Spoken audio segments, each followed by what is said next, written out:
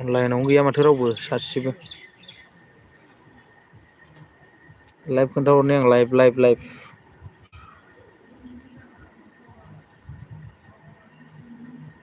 जाखाखै नामा लोगोफोर रावबो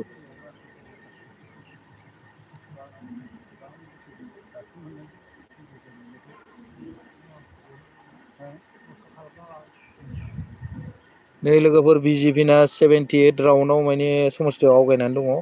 कंग्रेसनिया 24टा बेनिफ्राय बिपिएफनिया 10टा एजिपिना 9टा एआइइउडिएफना 2 आरो ओमफ्राय रायजो दलना 2 इउपिपिएलना 1 बेखिनिया लिडिं लागासिनो दं आरोना जोंनि बिटिसिनिखौ नायनि आं बिटिसिनिया बेसेबां आवगायना दं लिडिंआ बिटिसिनिया गसाइगावआवबो बिपिएफआनो आवगायना दं 2040 भटआव बारा जानानै दं बिसिना 4 राउन्ड सोलिबाय दे बिसिना एग्र राउन्डसिम थागोन बिसिनिया काउन्टिंआ बेनिफ्राय दतमायाव रबिराम नार्जारि बेबो बिपिएफनियानो 14,937 भटआव आवगायनानै दं बियो 8 राउन्ड थांबाय बिनिया 13 राउन्डसिम थागोन बेनिफ्राय क'क्राझाराव सेवालि महिलारि बेजों एगेन्स्टै गेलेदों लरेन इस्लारि इउपिपिएलनि ओमफ्राय बिनिया 6,682 माने सेवालि महिलारिया बिपिएफनि केन्डिडेटआ आवगायना दं आरोना 5 राउन्डसिम बिसिना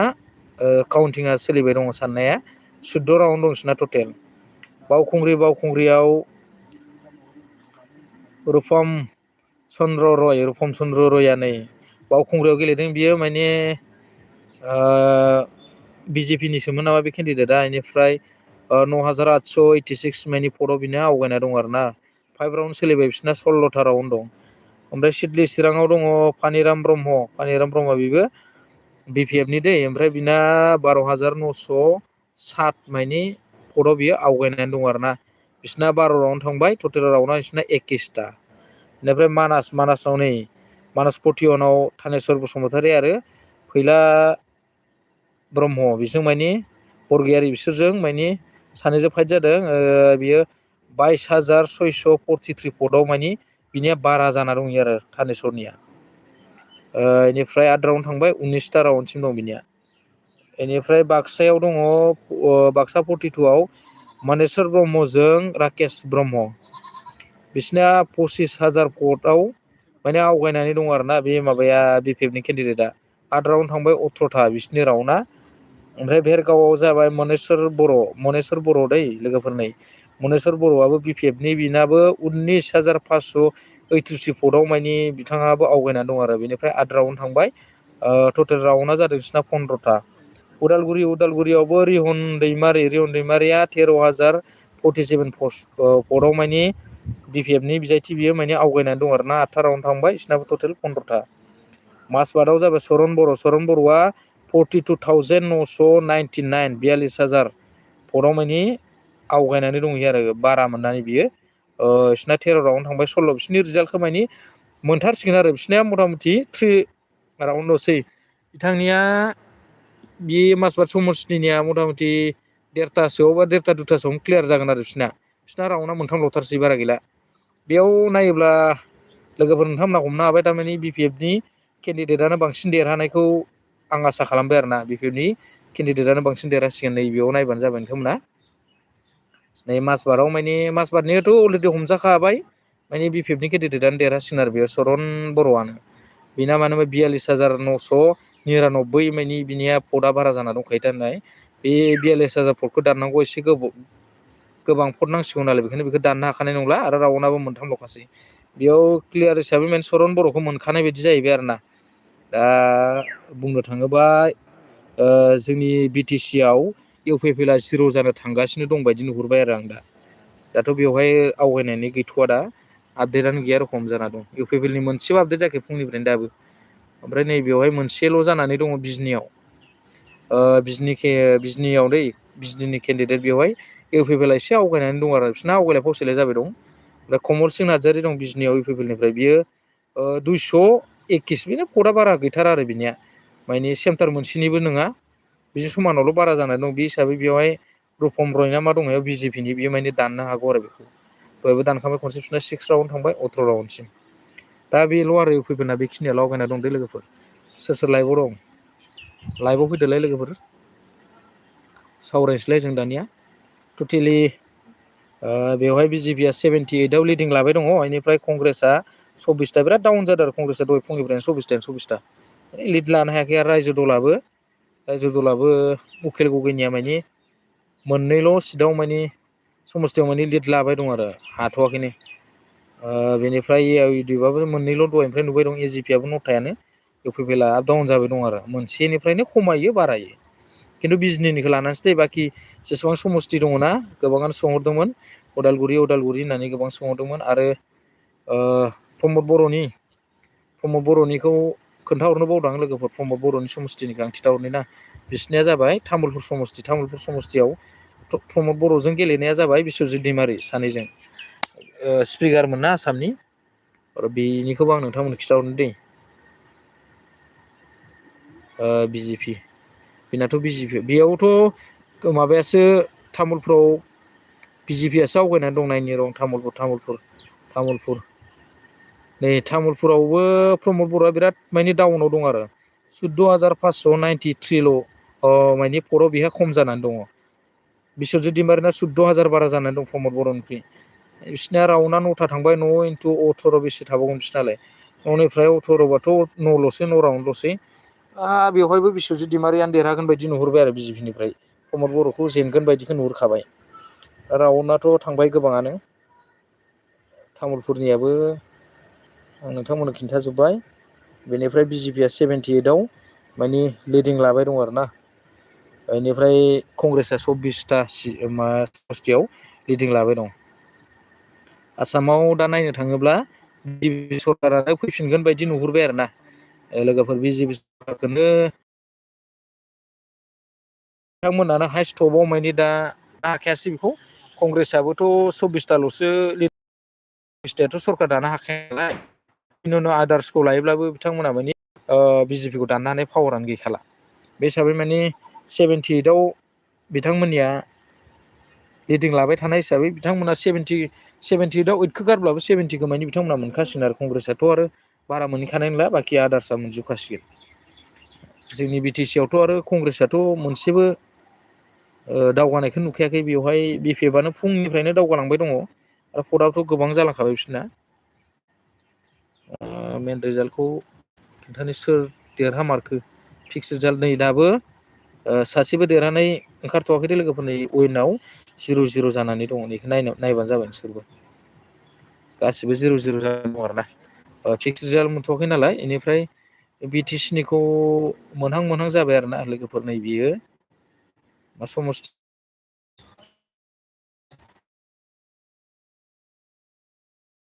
एसे स्ल' दै लोगोफोर बिजेपिनिखौ सरि जोंनि बिटिसिनिखौ मोनहां जाबाय नै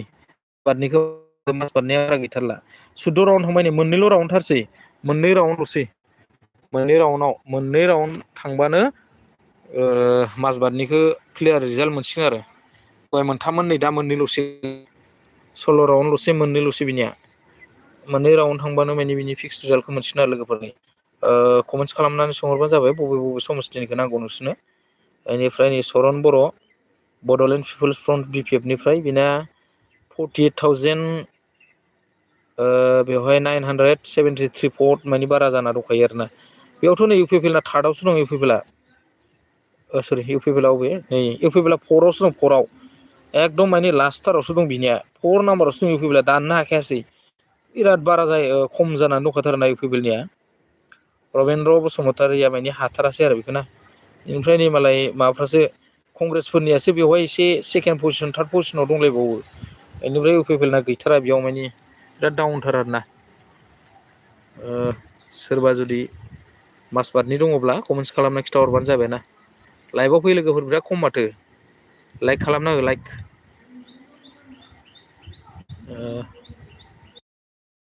मानि मोनसिगोन आरो नेनानै थादो दसेल'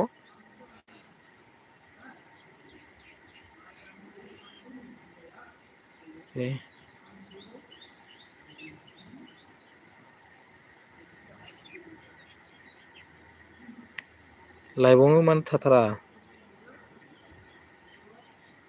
लाइभआव फै लोगोफोर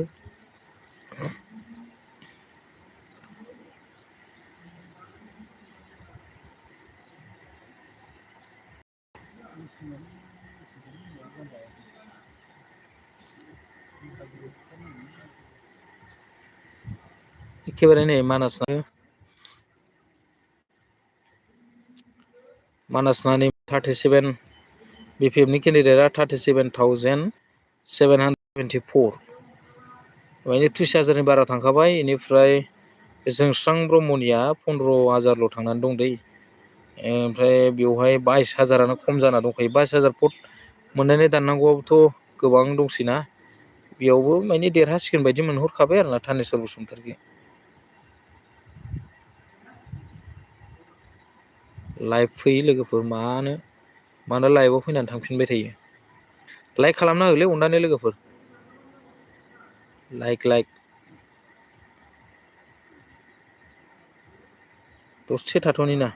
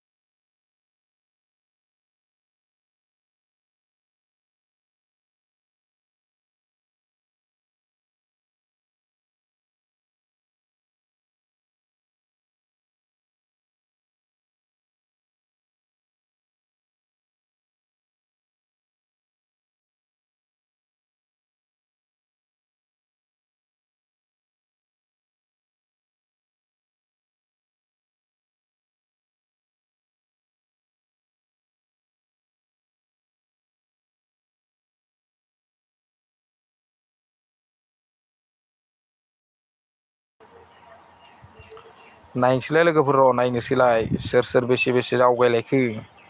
मानो थांलायखो लाइभनिफ्राय एखेबारे नै माबाया इउपिपिएलआ गैलालाय इउपिपिएलआ बिटिसिनिया दानजालायबाय बिजेपिनि केन्डिडेटआसो आवगायलायबाय बायदि मोनदों आं बिजनियाव नंगौ दे अरुकुमार दैयासो गोबां आवगायथारबाय अरुकुमार दैया 3157 माने बारा जाहैलायबाय अरुकुमार दैनियासो इउपिपिएलनिया गैला इउपिपिएलआ जिर' जामारगोन नामासै इपिएफनियाथ' नै मालाय दाननोनो हाखायासै ओमफ्राय इउपिपिएलनिया नै गैथारलानो सासेबो गैया दावखोआखै रिजाल्टआ बिदिबायदिबाथाय नायनो बारा मोजां जायालै आप डाउन जानांगौ लोगोफोर लाइक खालामना हो शेयार खालामना हो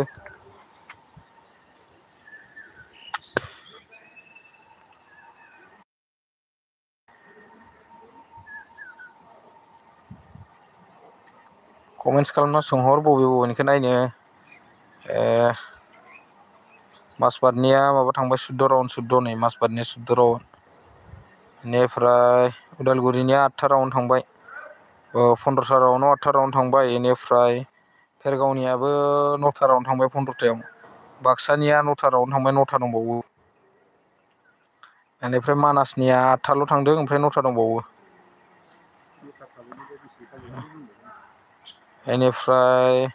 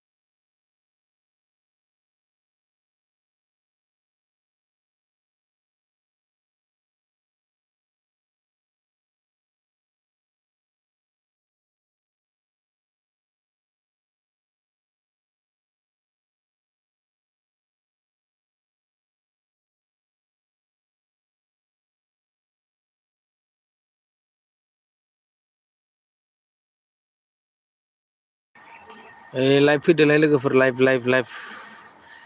फैदोलाय सावरायनोसैलाय सोर बेसे मोनखो बेसे आवगायनानै दंहैयो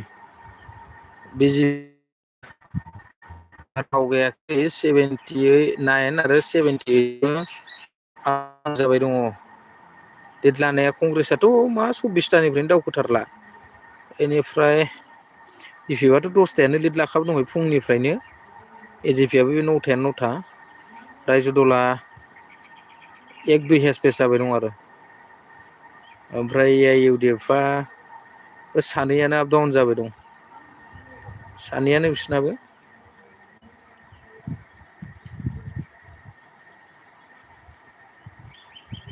बिजेपिआबो नै बेखिनियानो लिडिं लाबाय दं 1:07 जाबाय दे लोगोफोर टाइमा नै रावबो उइन जाथ'वाखै ओंखारथ'वाखै जेबो उइन जानायनि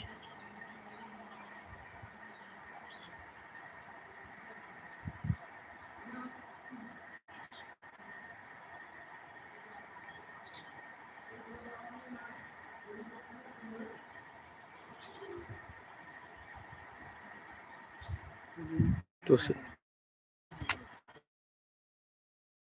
सोरबाबा ओंखारसिगोन ओंखारग्रोनो हागौ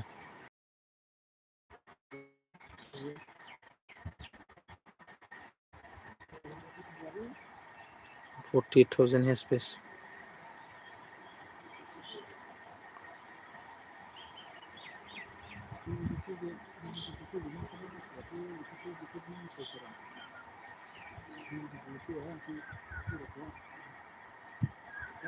नै माबाना मानासना 10था राउन्डल'सै 10था राउन्ड मानासनिया बाक्सानिया माबा दं इयाव 9था राउन्ड दं बाक्सानिया बेनिफ्राय माबानिया 10था राउन्डल'सै मोनसे खमायलायबाय नै राउन्डआ लोगोफोर मानासनिया बेवहायबो दा इपिएफनानो हाइस थांना दं आरोना 26,000 भटआनो बारा जानानै दं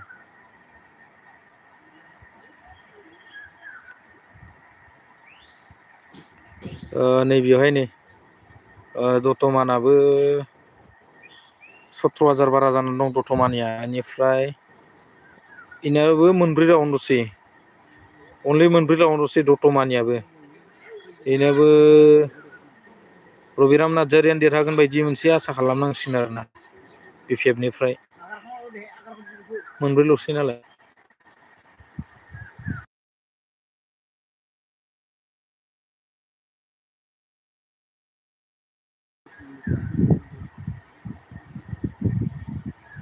लाइभआव फै लोगोफोर लाइभआव मानो लाइभआव फैनो बादों रिजाल्ट मोनथारसिगोन र' लोगोफोर दसेबावबानो बारा गोबाव गैथारला 2थासोनिफ्रायनो मथा मथि बबेबा समस्थिनिया क्लियार जागोन बायदि आरोना बे आन्दाज खालामनो हायोना दतमानियाथ' नै 13 राउन्ड नालाय 9 राउन्ड थांखाबाय बारा गैला मोनब्रै राउन्डल'सै बेबो एसे थाब मोनगोन आरो रिजाल्टखौ बेनिफ्राय नैबेथ' 14 राउन्ड थांखाना दङ माजबादनियाबो मथा मथि 1 घन्टासोबा मोनहैसिगोन आरोना बाखिखिनिया एसे लेट जाबावगोन लोगोफोर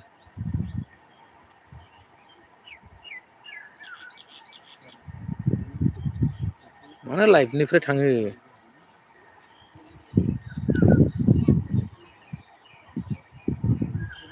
सान्दुं गोसाथारलै लोगोफोर नोंसिनिखै माबायदि एकदम जोंनिखै सान्दुं गोसाथार सान्दुं गोसाखाय जिरायनो माने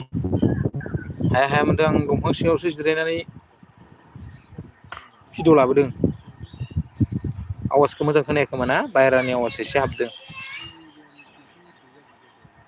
दंफां सिङावसो दं नै टावार गुदियाव एकदमबारे टावार गुदियावसो जिरायनानै दं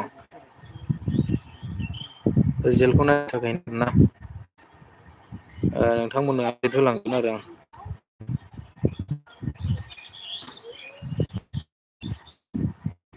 गैया दा लोगोफोर लाइभआव अनलाइनाव जयेन जाफैदो लोगोफोर एसे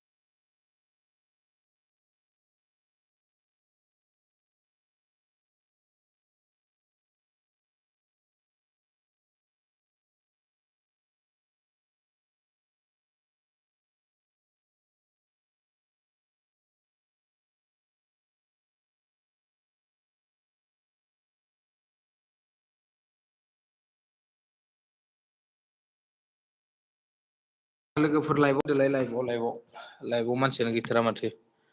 नायनोसैलाय रिजाल्टखौ बेसे आवगायखो नै माबानिया माजबादनिया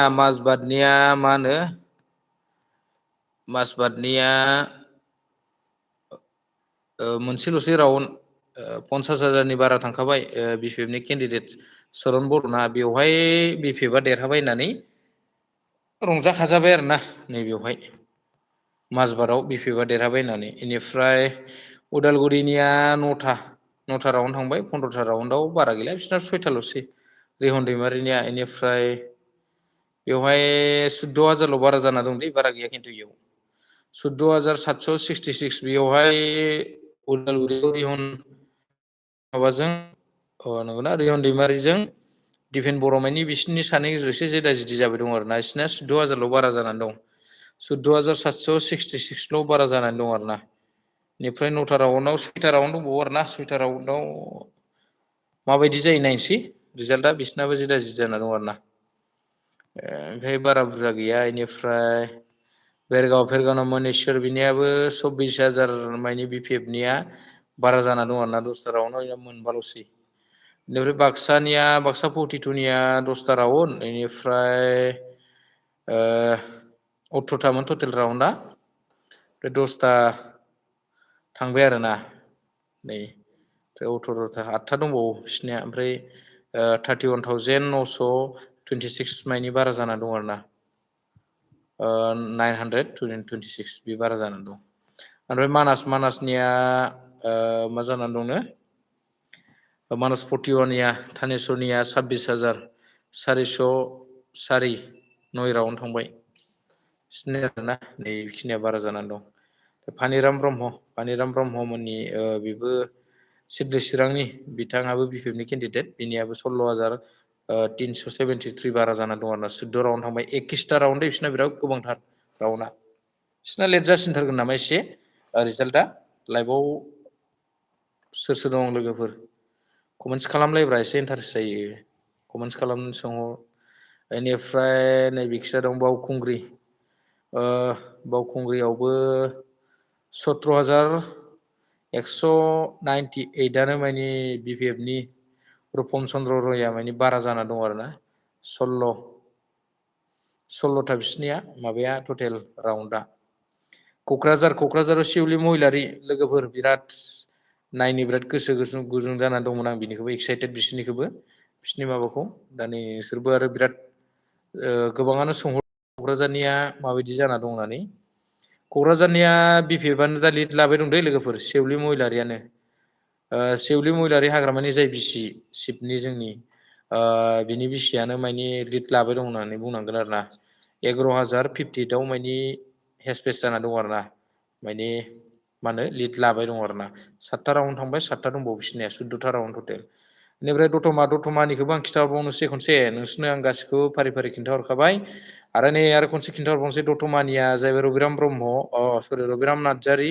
बे जाबाय बिपिएफनि दै लोगोफोर बियो मानि 19,117 मानि 17था पदआव दा मानि बियो लिडिं लागासिनो दं आरोना बिसोरखौ मानि बारा खालामनानै बिनि सायाव पद लाबाय दं आरोना बेनिफ्राय 10 राउन्ड थांबाय बिसोरनिया बेनिफ्राय 13 राउन्ड बेना मोनथामल'सै दै लोगोफोर बेयाव नायोबा मानि रबिराम नार्जारिखौ बिपिएफनिफ्राय देरहागोन होननानै आरो बेबो आसा खालामजाखाबाय आरो मानि 3 राउन्डल'सै 3 राउन्डबो गैला खोमा दा काउन्टिं जाबाय दंथ' 3 राउन्डल'सै नालाय बेनिफ्राय गसाइगाव 5 राउन्डआव थांदों 11 राउन्ड दं बे 6था राउन्ड दंबावो बिसोरनिया माथ्र 2,854ल' मानि दावखोनानै दंथ'यो आरोना मानि हेसपेसाव मानि बिनि लिडिं खालामबाय दं बिपिएफनि केन्डिडेटआ आरोना दासिमबो रावबो बिटिसिआव नायोब्ला रावबो केन्डिडेटफ्रानो मानि बिपिएफनि जायफोर केन्डिडेट दंना बिथांमोना 10 जन केन्डिडेट होदों बे 10 जन केन्डिडेटखौबो दा रावबो दाननो हानाय बेवहाय गैथ'वा होनना बुंनांगोन आरोना 10था समस्तियाव बिथांमोना केन्डिडेट होदों दा बे 10था समस्तियाव बाखियाथ' बिजेपिजों लोगो नांनानैसो होदों नालाय बेनिफ्राय बेयाव गावसिनि मेन जुदि होथारनाय जे केन्डिडेट बेखौ नायोब्ला मानि बेवहाय बिपिएफखौ दाननो हानाय रावबो गैथ'वा आरोना दा गैथ'वा मानि रिजाल्टआनो मोनहैहां जाजोबखाबाय बेखौ नायबा जोंनि बिटिसिआव इउपिपिएलआ मानि 0 जानो थांगासिनो दं होननानै आं सानबाय आरो मानि रिजाल्टखौ नायनानै बे काउन्टिं बेवहाय नायोब्ला माने इउपिपिएलआ 0 जानो थांबाय दं होननानै आं सानो आरो दा नोंथांमोना मा सानो कमेन्ट्स खालामनानै फोरमायहरलायदो 0 जामारगोन नामा इउपिपिएलआ ना उनफोरनि काउन्टिंआवसो गोबां भटखौ मोनगोन आरो सोरनि बायदि एरियायाव बेसेबां मेजरिटि दंमोन काउन्टिं जायाखै नामा सानजायाखै नामा बेबो मोनसे गोसोआव सोंलु थेवब्लाबो नोंथांमोना जुदि गाव गावनि मतामतखौ बयबो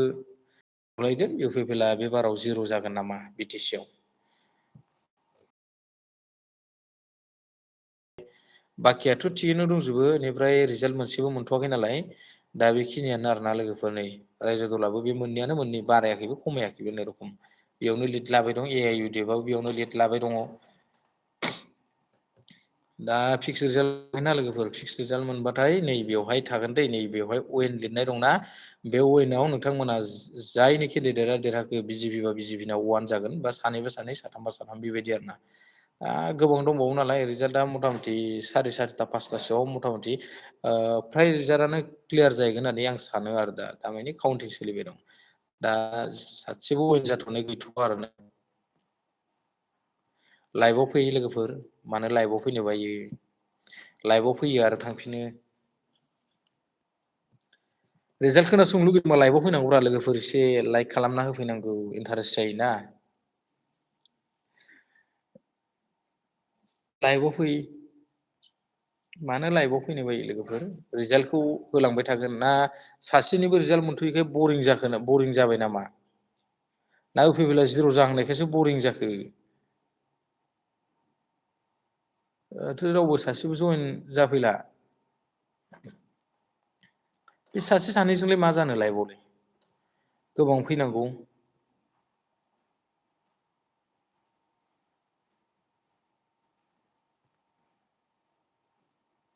दसे थाबा मेन रिजाल्टखौ मोनगोन र' लोगोफोर बारा गोबाव गैथारला दसेल' नेबावदो मोनथारो मेन रिजाल्टखौ मोनथारसिगोन आरो ना बेसेबां देरहामारो सोर देरहामारो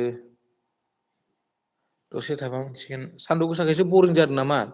लोगोफोर रिजाल्ट नायनो मोनसेल' पार्टिया माने आवगायना थाबाय थानायखाय रिजाल्ट नायनो बाबाय नामा मानसिफ्रा खिन्थु लाइभआव फैयाखै रावबो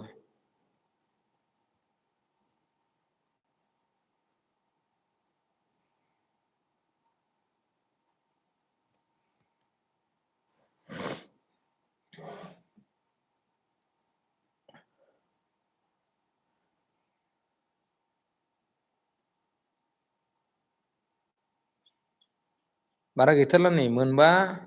सोरनियाबा 8था बेबायदि राउन्ड ल'थारसै लोगोफोर दसे नेबानो रिजाल्टखौ मोनसिगोन नै माबानियाथ' माजबादनिया नै 16था राउन्डआबो काउन्टिं जाबाय दे नै लोगोफोर एकदमबारे माजबादनिया रिजाल्टआ मोनबायानो नै दसेल' नेदो दसेल' मथा मथि ओरैनो 10-15 मिनिटसो नेबानो माने रिजाल्टखौ मोनसिगोन बायदि मोनबाय आं नै बेवहाय नै 16 नाम्बारनियाबो माने काउन्टिं जागासिनो आरोना बेवहायथ' क्लियार होजाखाबाय सरन बर'आ माने देरहाबाय आरोना बेवहाय देरहासारबाय होननानै बुंनो हासिगोन मानो होनबा बे राउन्ड मोनसेयाव माने मालाबा पस्टपन 1000 मोननांगौआ गोजानखासै 55,000 मोननांगौआ एसे गोजानखासै नालाय बेयो माने सरन बर'आ देरहाखाबाय होननानै सानजाबाय आरोना माजबादनिफ्राय सोर नायदों अनलाइनावनो गैया सासेबो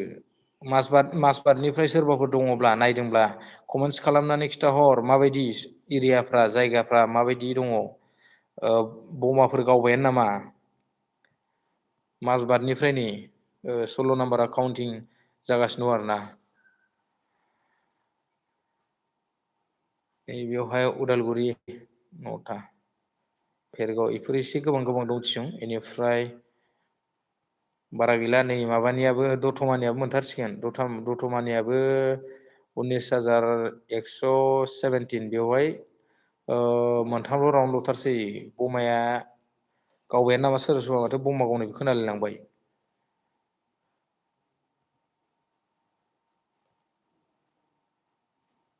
16 राउन्ड माने उइनार जाथारसिगोनानो लोगोफोर नै माजबादनिया दसे थाबावबानो नोंथांमोना बेनो उइनारखौ मोनथारसिगोन आरोना देरहानायखौ फिक्स मानि रिजाल्टखौ मोनथारसिगोन आरो ना नोंथांमोना मानो लाइभआव फैयो आरो मानो थांफिनो दसे थाबावबानो बिनि बेवहाय सरि लोगोफोर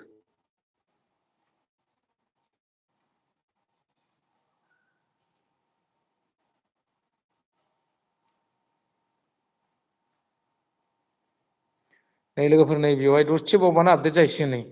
नैबेयाव 00 लिरनाय दंना बे 00आव नैबेवहाय नुनो मोनसिगोन नोंसोरो बिपिएफ निफ्राय सासे होननानै नैबेवहाय नायदै दसे बावबानो बारा गोबाव टाइम गैथारला आपडेट जाथारसिगोन आरो ना वेन जाथारसिगोन नालाय देरहाथारसिगोन लाइभआवनो गैथारा मानो फैयो मानो थाङो बुरजा फैनांगौना लाइभआव